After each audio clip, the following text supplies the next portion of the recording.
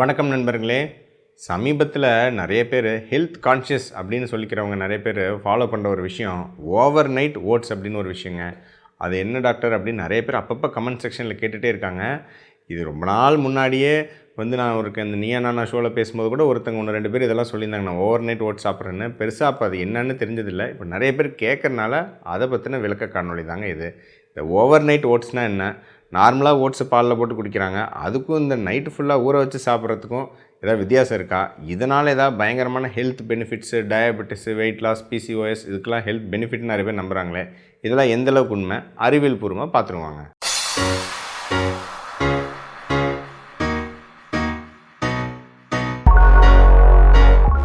முதல்ல ஓட்ஸ் நல்லதா கெட்டதான்னு ஏற்கனவே ஒரு காணொலியில் பேசியிருக்கோம். இருந்தாலும் மறுபடியும் சொல்கிறேங்க. ஓட்ஸுங்கிறது ஒரு வெளியூர் தானியம். அப்படியே நிறைய பேர் அது ஒரு தானியங்கிற கேட்டகரியிலே நிறைய பேர் சேர்த்துக்கிறது இல்லை. நிறைய பேர் நான் லோ கார்ப் டயட்லாம் நிறைய பேர்த்துக்கு கொடுப்பேன். டயட் கன்சல்டேஷன் வரவங்களுக்கு இது அரிசி வேணாங்க, சப்பாத்தி வேணாம் அதெல்லாம் சொன்ன பிறகு ஓட்ஸ்லாம் சேர்த்துக்கலாம்ல டாக்டர் அப்படின்னு நிறைய பேர் கேட்பாங்க. ஏன்னா அவங்க நிறைய பேர்த்துக்கு ஓட்ஸுங்கிற ஒரு தானியங்கிறனே தெரியதில்லைங்க. நல்லா தெரிஞ்சுங்க, நம்ம அரிசி மாதிரி, கோதுமை மாதிரி, இல்லை சிறுதானியங்கள் மாதிரி அதுவும் ஒரு தானியம் தான். அதுவும் ஒரு சிரியல் வகையை சேர்ந்தது. சரிங்களா? ஓகே. ஸோ அதனுடைய மாவுச்சத்து எவ்வளோங்க? ஒரு 100 கிராம் ஓட்ஸில் ஒரு 66 கிராம் மாவுச்சத்து இருக்குங்க. அதில் ஆனால் ஒரு 10 கிராம் ஃபைபர் இருக்குது. அதனால் அதில் கொஞ்சம் அந்த மாவுச்சத்து நெட் மாவுச்சத்து கொஞ்சம் கம்மி. ஈக்குவலாக சொல்லணும் அப்படின்னு பார்த்திங்கன்னா, நம்ம ஒரு சிறுதானியங்களுக்கு நிகர்னு ஓட்ஸை சொல்லலாங்க. வரகரிசி, சாமரிசியெல்லாம் சொல்கிறோம் இல்லைங்களா? அந்த சிறுதானியங்களுக்கு நிகர் வேணால் ஒரு ஓட்ஸு ஒரு தானியமாக நம்ம எடுத்துக்கலாம். அரிசி விட கொஞ்சம் மாவுச்சத்து கம்மி. ஓகே. ரெண்டாவது, மற்ற நம்ம தானியங்கள் இதெல்லாம் விட கொஞ்சம் ப்ரோட்டீன் கொஞ்சம் அதிகம். ஒரு 100 கிராமில் கிட்டத்தட்ட ஒரு 16 கிராம் அளவுக்கு ப்ரோட்டீன் இருக்குது. இதனால் அது ஒரு நல்ல ஒரு தானியமாக நிறைய பேர் ஒரு ஹெல்த் கான்ஷியஸாக கருதப்படுது. சரி, ஓகே, அதை பற்றி நம்ம சொல்லிடுவோம். அதில் இப்போ முக்கியமான பாயிண்ட் என்னென்னா, இந்த ஓவர் நைட் ஓட்ஸ் அப்படின்னா என்னதுங்க சொல்கிறேன். அதாவது நார்மலாக ஓட்ஸ் 2 வகையாக கிடைக்குங்க.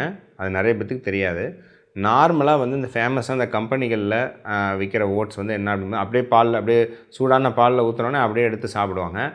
அது பார்த்திங்கன்னா உங்களுக்கு ரெடி டு ஈட் ஓட்ஸ் அப்படின்னு சொல்லுவோம், அல்லது இன்ஸ்டன்ட் ஓட்ஸ் அப்படின்னு சொல்லுவோம்.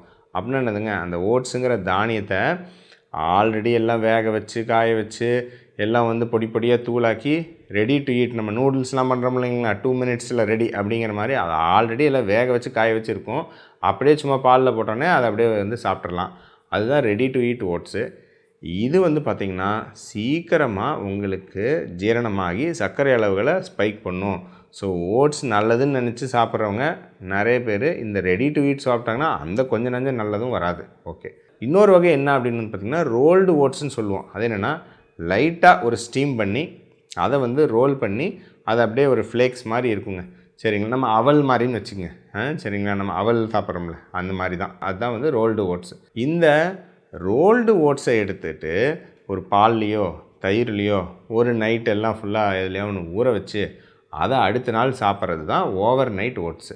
இதில் நிறைய பேர் என்ன நல்ல நல்ல விஷயங்கள் நடக்கும்னு எதிர்பார்க்குறாங்கன்னா, ஊற வைக்கிறனால அதில் இருக்கிற ஆன்டி நியூட்ரியன்ஸ் ஃபைட்டிக் ஆசிட் குறைஞ்சிரும்னு நம்புகிறாங்க. ஊற வைக்கிறனால, அதுவும் முக்கியமாக தயிர்லாம் ஊற வச்சா நிறைய ப்ரோபயோட்டிக்ஸ்லாம் சேர்ந்துடும், அதனால் வயிறுக்கு ரொம்ப ஆரோக்கியமானதுன்னு நம்புகிறாங்க.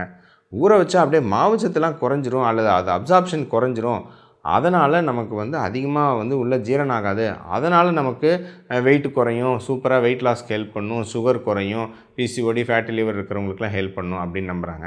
இதெல்லாம் எந்த அளவுக்கு உண்மைன்னு பார்த்துருவோம். முதல்ல ஃபிசியலாஜிக்கலாக இந்த மாதிரி ஓவர் நைட் ஊற வைக்கும்போது என்னென்ன நடக்கும்னு பார்த்துடலாங்க.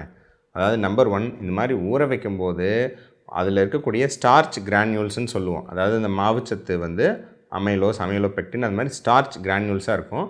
அந்த ஸ்டார்ச் நிறையா அந்த நீர், அந்த பாலோ தயிரோ அதில் இருக்கிற நீரெல்லாம் உறிஞ்சி அது நல்லா உப்பி போய் அது கொஞ்சம் உங்களுக்கு ஈஸியாக எளிதில் ஜீரணமாகக்கூடிய தன்மை கிடச்சிருக்கும். ரெண்டாவது என்ன அப்படின்னு பார்த்திங்கன்னா, பொதுவாகவே இந்த ஓவர் நைட் ஊற வைக்கும்போது அதில் இருக்கிற ஆன்டி நியூட்ரியன்ஸ் கொஞ்சம் நீங்கும் அப்படின்னு பொதுவாக சொல்லுவாங்க. ஆனால் இந்த ஃபைட்டிக் ஆசிட் இதெல்லாம் நீங்கும்னு சொல்லுது அந்த அளவுக்கு மிகப்பெரிய வித்தியாசம் இல்லை. ஏற்கனவே இந்த பாதாம் பற்றின ஒரு வீடியோவில் நம்ம ஆல்ரெடி சொல்லியிருக்கோம். இந்த ஊற வைக்கிறனால அப்படியே அதில் இருக்கிற எதிர் சத்துக்கள், இந்த ஆன்டி நியூட்ரியன்ஸ்லாம் அப்படியே காணாமல் போயிடும் அப்படிங்கிறது ஒரு மிகைப்படுத்தப்பட்ட ஃபேக்ட்டு. அந்த அளவுக்குலாம் நீங்காது. மூணாவது, இந்த ஊற வைக்கிறனால பயங்கரமாக அதில் ப்ரோபயோட்டிக்லாம் பயங்கரமாக டெவலப் ஆகிரும் அப்படின்னு சொல்லுவாங்க. அதுவும் அந்த அளவுக்கு உண்மை கிடையாதுங்க. சரிங்களா? மேபி அதில் கூட தயிர் சாப்பிட்றதுனால ஒரு பெனிஃபிட் வரலாம்.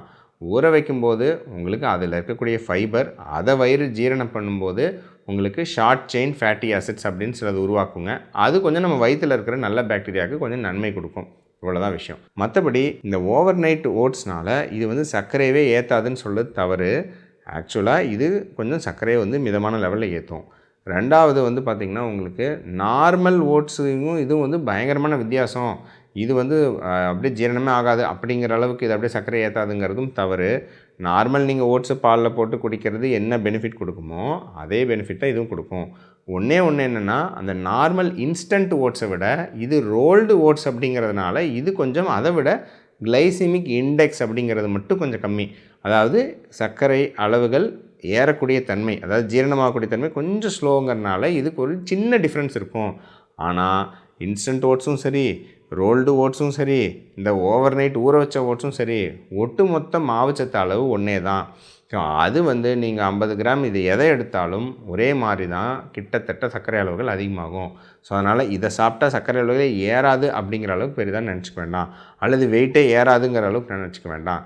ஓட்ஸில் இன்னொரு முக்கியமான விஷயம் பொதுவாக நல்லது அப்படின்னு மக்கள் சொல்கிறது என்ன அப்படின்னு வந்து பார்த்திங்கன்னா, அதில் முக்கியமாக ஃபைபர், அதில் பீட்டா குளுக்கான் அப்படின்னு ஒரு வகையான ஒரு ஃபைபர், சால்யுபிள் ஃபைபர் இருக்குங்க. சரிங்களா? இந்த பீட்டா குளுக்கான் வகையான ஃபைபர் வந்து உங்களுக்கு கொஞ்சம் வயிற்றில் ஜீரணமாகக்கூடிய தன்மையை வந்து ஸ்லோ பண்ணும். அப்புறம் நம்ம வயிறு ஸ்லோவாக அந்த ஜீரணமாகக்கூடிய வேகத்தையும் வந்து தடுக்கும். அதனால் சர்க்கரை நோயாளிகள் அவங்களுக்கெல்லாம் வந்து பார்த்திங்கன்னா கொஞ்சம் சர்க்கரை அளவுகள் ஏறுறது கொஞ்சம் ஸ்லோவாகும் அப்படின்னு சொல்லப்படுது. அப்புறம் இதே பீட்டா குளுக்கானுக்கு கொலஸ்ட்ரால் அளவுகளையும் எல்டிஎல் கொலஸ்ட்ரால் அளவுகளையும் ஒரு 5லேருந்து 10% லைட்டாக குறைக்கிறதுக்கு ஒரு தன்மை இருக்கிறதாகவும் சில ஆராய்ச்சிகளில் தெரிய வந்திருக்குங்க. மற்றபடி ஸ்டில் ஒட்டுமொத்த மாவுச்சத்து அளவு மேட்ருங்க. ஸோ இந்த ஃபைபர் அதில் நம்ம ஏமாந்துடக்கூடாது. ஓவரால் மாவுச்சத்து ரொம்ப முக்கியம். ஸோ அது எவ்வளோ அளவு இந்த ஓட்ஸ் எடுக்கிறீங்கிறது தான் ஒட்டுமொத்த சர்க்கரை அளவுகள் எவ்வளோ ஏறுங்கிறதையும் தீர்மானிக்குது. இதையும் மனசில் நல்லா ஞாபகம் வச்சுக்கோங்க.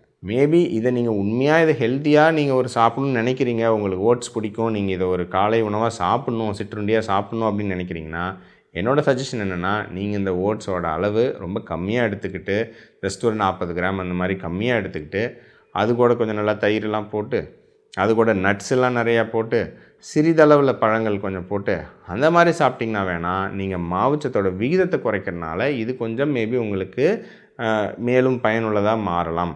ஆனால் மற்றபடி இந்த ஓவர் நைட் ஊற வைக்கிறனாலே இதில் அபரிவிதமான சக்திகள்லாம் இதில் வந்துருச்சு, உங்களுக்கு வந்து இது பயங்கரமாக இதை சாப்பிட்டா சாகா வரம் வந்துடும் அப்படிங்கிற அளவுக்கு இதை மிகைப்படுத்தி நிறைய பேர் வந்து பேசுகிறாங்க. அந்த அளவுக்கு இதில் இல்லைங்க.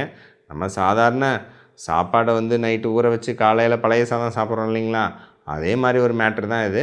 இது கொஞ்சம் ஃபாரின் ஐட்டம், அவ்வளோதான் வித்தியாசங்க. மற்றபடி மிகப்பெரிய விஷயம்லாம் ஒன்றும் கிடையாது. ஆனால் ஒட்டுமொத்த மாவுச்சத்து அளவை ஞாபகம் வச்சுக்கோங்க. மற்றபடி நான் சொன்ன மாதிரி ஓவரால் அளவு குறைச்சி கூட கொஞ்சம் இந்த சைடு ஐட்டம் தயிர் நட்ஸு இதெல்லாம் சேர்த்துக்கிட்டிங்கன்னா மேபி இது இன்னும் கொஞ்சம் ஆரோக்கியமாக மாறும் அப்படிங்கிறது என்னுடைய ஒரு தாழ்மையான கருத்து. மற்றபடி பர்சனலாக கேட்டிங்கன்னா இந்த ஓட்ஸ் மட்டும் எனக்கு கொஞ்சம் சுத்தமாக எனக்கு ஆரம்பத்துலேருந்தே ஆகாதுங்க. அதோட டேஸ்ட்டு அதெல்லாம் சுத்தமாக பிடிக்காது. அதை டேஸ்ட்டாக மாற்றணும்னா நிறைய சர்க்கரை போட்டு அந்த பாலில் போட்டு குடித்தா தான் அது கொஞ்சம் டேஸ்ட்டாக மாறுது. அதனால் பர்சனலாக அந்த ஓட்ஸ் சாப்பிட்டு எனக்கு பெருசாக பழக்கம் இல்லை. அதனால் ஓட்ஸ் விரும்பிகள் நான் சொன்ன இன்புட்ஸை எடுத்துகிட்டு அதை இன்னும் கொஞ்சம் ஆரோக்கியமாக மாற்றுறதுக்கு ட்ரை பண்ணுங்கள். ஸோ மேலும் நிறைய விஷயங்களை பற்றி தொடர்ந்து பேசுவோம். நன்றி.